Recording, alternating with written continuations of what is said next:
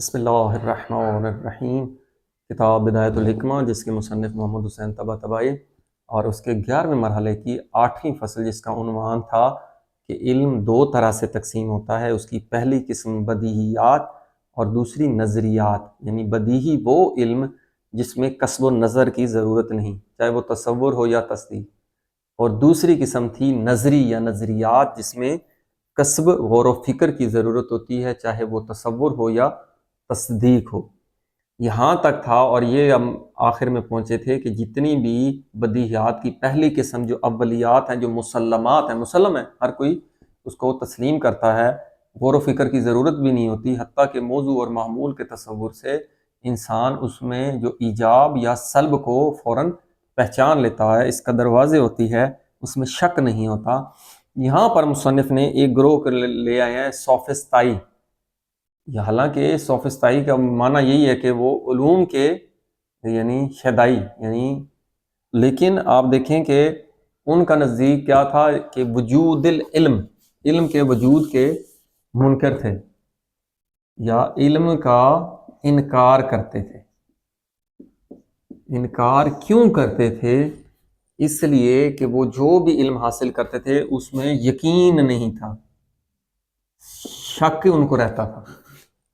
اب چونکہ یہ مشکل نہیں ہے، اگر وہ کہتے تھے نہ اولیات کو بھی وہ تسلیم نہیں کرتے تھے، اولیات یعنی بدیہیات کو، ہر علم میں شک ہے، لیکن آپ اگر غور کریں ایک ہی بات ان کو سمجھانے کے لیے، وگرنہ یہ جو ہے مصنف نے طویل متن لکھا ہے، لیکن ایک بنیادی بات لکھی ہے، وہی واضح تر ہے کہ اگر کوئی بھی جو سوفسطائی ہے وہ کہتا ہے کہ ہم علم کا انکار کرتے ہیں، جو بھی علم حاصل کرتا ہے اس میں شک ہوتا ہے، تو ہمارا یہ سوال ہے، جو آپ نے یہ قضیہ بنایا ہے کہ جو بھی علم حاصل ہوتا ہے اس میں شک ہے، کیا یہ یقینی بات ہے آپ کی؟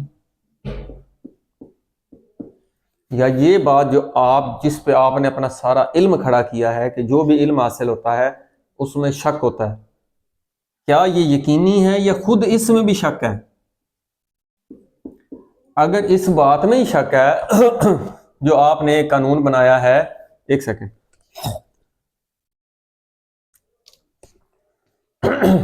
اگر آپ نے یہ جو قانون بنایا جس پر آپ کے کل علوم کی بنیاد ہے کہ جو بھی علم حاصل ہوتا ہے اس میں شک ہوتا ہے، اگر یہ یقینی ہے تو پھر آپ تو کسی ایک بدیہی اصول کے قائل ہوئے، کیونکہ آپ کہہ رہے ہیں کہ ہر علم جو ہے اس میں شک ہے، یہ ایک مسلم قاعدہ ہو گیا، اولیات تو آپ کی بھی ہوگی، کسی ایک علم کے بھی آپ یقینی طور پر قائل ہیں، پھر آپ کا پورا علم شکی ہوا ہی نہ، وہ اس ایک بنیادی قانون پر تو آپ کا چل رہا ہے۔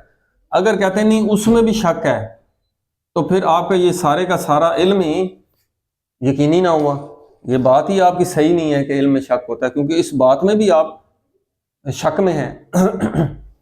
اگر کہتے ہیں کہ یہ بات آپ کی مسلم ہے کہ جو بھی علم حاصل ہوتا ہے اس میں شک ہوتا ہے، اگر یہ مسلم ہے تو پھر آپ مسلمات کے بھی قائل ہیں، بدیہی ایک کم از کم ایک بدیہی قانون کے تو قائل ہیں آپ۔ پھر ان کے آگے گروہ بھی ہیں، یہاں پر صرف ہم دیکھتے جاتے ہیں کہ مصنف نے، کیونکہ یہ بات لمبی ہو جائے گی، اس میں کوئی خاص بات نہیں ہے، اس لیے اس کو پڑھنے کا بھی اتنا نہیں ضروری نہیں ہے۔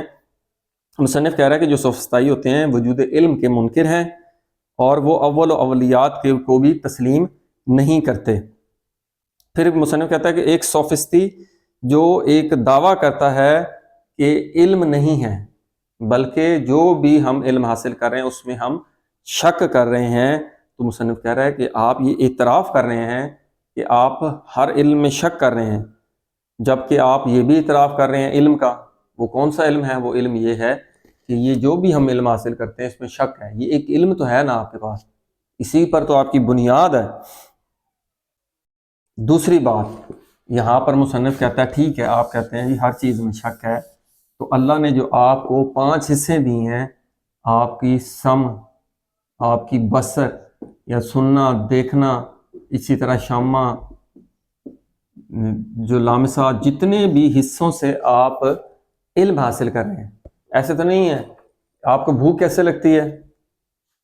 آپ کو جب علم تو ہے نا اس کا، تو آپ اس طرف جاتے ہیں کھانا کھانے کے لیے، ایسے آپ جو سونگھتے ہیں تو آپ کو پتہ لگ جاتا ہے کون سی خوشبو ہے، وہ اس کا علم ہوتا ہے، یہ گلاب کی ہے، یہ موتیے کی ہے، یہ اس کی ہے۔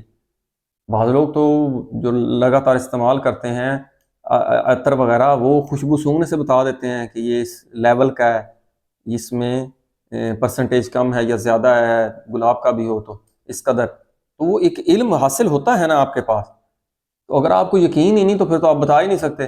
کوئی شخص یقین اس کی منزل پر آئی ہے یہ گلاب کا کی خوشبو ہے، یا یہ جو دیکھنے سے کسی چیز کو دیکھا ہے، تصویر کو دیکھی، وہ بتا دیتا ہے کہ یہ وہی والا منظر ہے، وہ اس میں بھی آپ کہیں گے کہ اس میں بھی ہم شک کر رہے ہیں، اس کا مطلب ہے آپ کو یقین حاصل نہیں ہوا، تو پھر تو آپ کسی چیز کا بھی آپ کو یقین نہ ہوگا، اپنے ہونے پہ آپ کو یقین ہوگا۔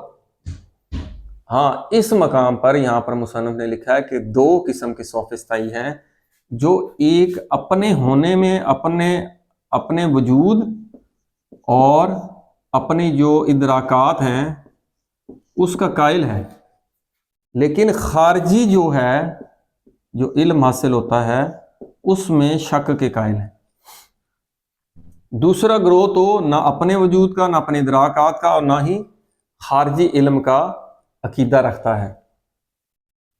تو یہاں پر مصنف کہہ رہا ہے کہ ایسے لوگ جو ہیں یہ مریض ہیں، کیونکہ جن کو یقین نہیں، خود ہم نے ایک حدیث آپ سے عرض کی تھی کہ کوئی بھی جو روح ہے، جو نفس ہے، وہ بھی 6 حالتوں سے خالی نہیں ہوتا، یا وہ زندہ ہوتا ہے یا وہ مردہ ہوتا ہے، 2 حالتوں میں سے ایک ہوگی، یا وہ مریض ہوگا یا وہ صحت مند ہوگا، 2 حالتوں میں سے ایک حالت ضرور ہوگی، یا وہ بیدار ہوگا یا وہ نیند میں ہوگا، اس میں سے بھی ایک حالت ہوگی، ان 6 حالتوں سے خالی نہیں ہے۔ وہاں پہ ہم نے عرض کیا تھا جو شک ہے یہ انسان کی بیماری ہے، اور اس کی صحت امام نے کیا فرمایا؟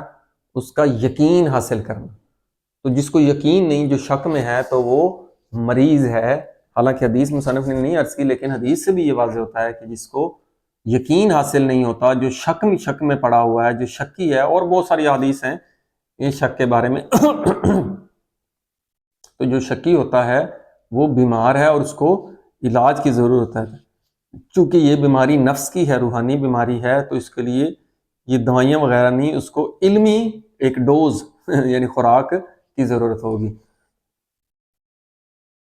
اس سے آگے مصنف کہتا ہے کہ اسے کیا کرنا چاہیے، اسے بازگشت کرنی چاہیے عقلی علوم، یعنی پہلے منطق کی طرف بازگشت کرنی چاہیے، اسے منطق کو پڑھنا چاہیے۔ یہاں پر مصنف کہتا ہے کہ کچھ جو یہ سوفسطائی ہیں ان میں سے ایک گروہ کیا کرتا ہے، علوم عقلیہ کی طرف رجوع کرتا ہے، پڑھتا ہے علوم عقلی۔ اب یہاں پر بھی ایک بنیادی بات ہے کہ کوئی بھی شخص علم حاصل کرنا چاہ رہا ہے، کس کا؟ عقلی علم یا عقلی علوم پڑھتا ہے، لیکن عقلی علوم منطق کے بغیر پڑھتا ہے، کیونکہ عقلی علوم میں منطق کے قوانین استعمال ہوتے ہیں۔ اس لیے ہم نے جب یہ فلسفہ شروع کیا تھا، آپ سے عرض کیا تھا، کوئی بھی منطق کی اصطلاح آئے گی ہم اس کو بیان اور واضح کریں گے تاکہ آپ کو سمجھنا آسان ہو جائے۔ تو اگر آپ منطق کو نہیں پڑھیں گے، کیونکہ منطق قوانین کا مجموعہ ہے، وہ قوانین جو ہیں ادھر عقلی علوم میں استعمال ہوتے ہیں۔ تو یہی کہہ رہا ہے کہ جب یہ کچھ لوگ عقلی علوم کو پڑھتے ہیں یار اس سے کوئی فائدہ ہو جائے، مگر چونکہ وہ منطق کو نہیں جانتے اس لیے پھر وہ عقلی علوم کو سمجھ نہیں پاتے۔ جب وہ سمجھ نہیں پاتے تو وہ کہتے ہیں کہ عقلی علوم میں بھی شک ہے۔ یہ نہ کسی چیز کو نہ سمجھنا اور وہ اس کا انکار کر دینا، یہ تو بہت بڑی بے وقوفی ہے۔ اس لیے مصنف کہہ رہا ہے کہ جب یہ لوگ اس عقلی علوم کو پڑھتے ہیں تو مختلف لوگوں کے اقوال پڑھتے ہیں۔ ہم نے عرض کیا تھا کہ کوئی بھی نظریہ اس میں 2 عقیدے ہیں یا 3 عقیدے ہیں، تو وہ جب لوگوں کے عقیدے پڑھتے ہیں اور ان میں اختلاف کو دیکھتے ہیں، وہ کہتے ہیں یہ تو ہے ہی شک، سارے ہی شک میں پڑے ہوئے ہیں عقلی علوم والے بھی، تو ایسا شخص مریض ہے۔ تو اس کو علاج اور معالجہ کرنا چاہیے، کس کا؟ منطق کے قوانین کا۔ اس میں بدیہیات کو پڑھے، بدیہیات کی اقسام ہے، اولیات میں مشاہدات ہے، تجربات، دوسرے ان سب کو پڑھے، اس کے بعد یہ عقلی علوم کو پڑھے تو اس کا مسئلہ اس کا حل ہو جائے گا۔ پھر یہ 2 قسم کے گروہ کا مصنف نے ذکر کیا جو ہم نے بتایا آپ کو، کہ ایک جو ہے وہ انسان کے اپنے ہونے میں اپنی ذات کا بھی ادراک کرتا ہے اور اپنے یہ جو حصوں سے دیکھتا سنتا چکھتا ہے ان کا وہ ادراک کرتا ہے لیکن خارج سے کوئی چیز جو علم حاصل ہوتا ہے اس میں وہ شک کرتا ہے. لیکن ایک دوسرا گروہ ہے وہ سب کا انکار کرتا ہے، اپنی ذات کا بھی اپنے ادراکات کا بھی انکار نہیں کرتا، شک میں. انسان کیونکہ انسان جو ہوتا ہے، ایک اور بات بھی ہے، وہ خیر دلائل دیتے ہیں، بات لمبی ہو جائے گی. سوفسطائی وہ کہتے ہیں کہ انسان جب بھی کسی شے کو دیکھتا ہے سنتا ہے چکھتا ہے تو اس میں ایک خطا کا امکان ہوتا ہے. تو وہ خطا کا امکان سے مراد یہ ہے کہ اس میں شک ہوتا ہے. اسی طرح وہ آپ دیکھیں کہ جو سائنٹسٹ نے نظریات بناتے ہیں، پھر آپ دیکھتے ہیں کہ وہ 100 سال 50 سال بعد وہ نظریہ جو ہے رد ہو جاتا ہے. تو وہ بھی یہی کہتے ہیں کہ یہ جو بھی آپ نظریہ یا تھیوری پیش کریں گے اس میں امکان ہے کہ یہ یقینی نہ ہو بلکہ اس میں شک ہو، تو اس لیے وہ شک کے قائل تھے. مثال کے طور پر آپ دیکھیں کہ یہ جو تھیوری آف لائٹ ہے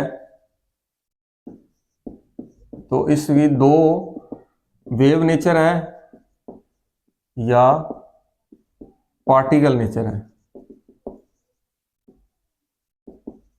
یعنی لائٹ جو ہے آیا وہ ویوز، اس کی حقیقت ویوز ہیں یا اس کی نیچر پارٹیکلز ہیں. تو اب دونوں اسکول آف تھاٹ ہیں. پہلے انہوں نے کہا جی پارٹیکل نیچر ہے، پھر کہا جی ویو نیچر ہے، کچھ نے کہا دونوں نیچرز کو اپناتا ہے، وہ الگ بحث ہے. لیکن اسی طرح کے دوسرے نظریات ہیں. آئنسٹائن کا نظریہ تھا، اس سے پہلے نیوٹن کا نظریہ تھا، پھر آئنسٹائن نے اس کو رد کیا، حالانکہ کس قدر نیوٹن بڑا سائنٹسٹ تھا. اب آئنسٹائن نے رد کیا. آئنسٹائن کی کچھ باتیں ابھی لیٹسٹ جو فلکیات کے بارے میں اس کی ایک دو تھیوریز ہیں اس میں بھی جو ہے اس کو رد کیا جا رہا ہے سائنٹیفک دلائل کے ساتھ. تو وہ لگتا ایسے ہے، یہ جو سوفسطائی کہتے ہیں تو وہ اس طرح کی مثالیں دیتے ہیں. لیکن یہ اس کو سمجھنے کی ضرورت ہے، یہ جو تھیوریز ہیں یہ خود تھریٹیکل بیسڈ ہیں. یعنی یہ تھیوری جو ہوتی ہے تھریٹیکل بیسڈ ہوتی ہے. ریٹیکل بیس سے مراد کیا ہوتی ہے کہ مثلا ایک آپ نے قانون، میتھمیٹیکل قانون آپ نے لگایا، اس قانون سے آگے قانون آگے قانون آگے قانون. لیکن پریکٹیکل جب آپ جاتے ہیں، ہم جو بدیہیات کی بات کر رہے ہیں، بدیہی وہ ہوتی ہے جو پریکٹیکل ہو چکی ہوتی ہے. یہ تھیوریز پریکٹیکل ابھی ہوئی نہیں ہوتی. اگر پریکٹیکل ہوئی ہوتی ہیں تو ایک اسپیکٹ اس کا ہوا ہوتا ہے، دوسرا اسپیکٹ نہیں ہوا ہوتا.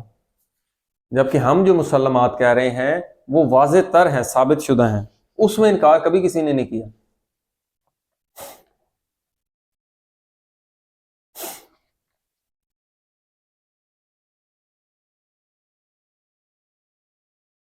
تو یہ دوسرا گروہ تھا سوفسطائی کا جو اپنی ذات، اپنے ادراکات اور اپنے خارجی علم سب کا ہی انکار کرتا تھا، بلکہ اس کا میں شک کا میں مبتلا تھا.